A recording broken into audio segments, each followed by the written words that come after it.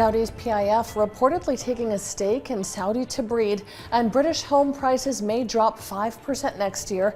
You're watching the Daily Brief with Forbes. I'm Ramya. The Public Investment Fund is reportedly in talks to take a $250 million stake in Saudi Tabreed, the local venture of UAE-listed Tabreed. The deal would give the PIF a significant holding in the district cooling company ahead of its planned IPO in the next 2 to 3 years. Tabreed owns a stake in the Saudi business along with the kingdom's Vision International Investment, Al Mutlaq Group, and IDB's Infrastructure Fund 2. Dubai-based Adhere Development is developing 3 new projects worth about $81.7 million in Al Farjan. The projects will consist of residential units and hotel apartments and will include about 400 diverse units with 1, 2, and 3 bedrooms. Adhere officials say the project is part of its expansion plans. DFM-listed Adhere is majority owned by Dubai Islamic Bank. It saw a 196% surge in net profit in the first half of this year and a 24% rise in revenue. British home prices look on track to drop next year as borrowers face higher interest rates, a squeeze on disposable income, and a potential rise in unemployment.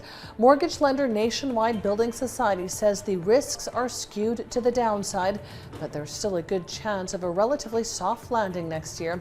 The lender says activity will stabilize modestly below pre-pandemic levels and house prices will edge lower, perhaps by around 5%.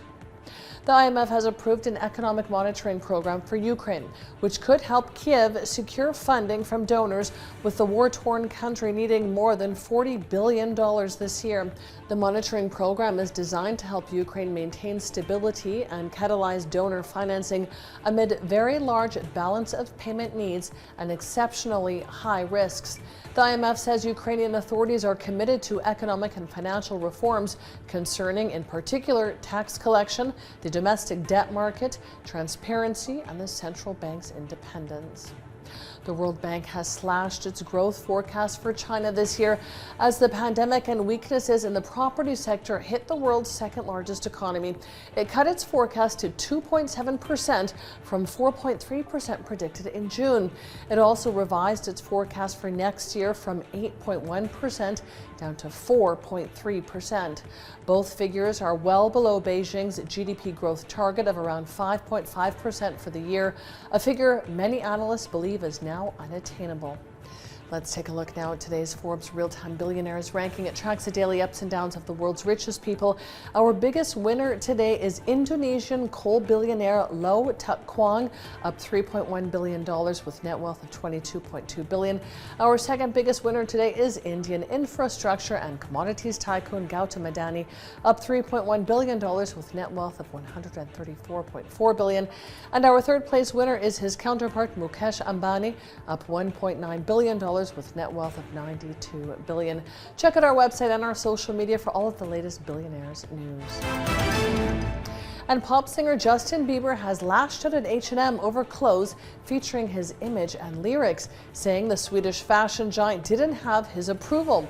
Bieber said, "The H&M merch they made of me is trash and I didn't approve it." And he encouraged his 270 million Instagram followers not to buy it. H&M is selling tops with pictures of Bieber or quotes from his lyrics. The world's second biggest fashion retailer says it followed proper approval procedures. I'm Ramya Faraj. This is the Daily Brief. Thanks for watching. See you tomorrow.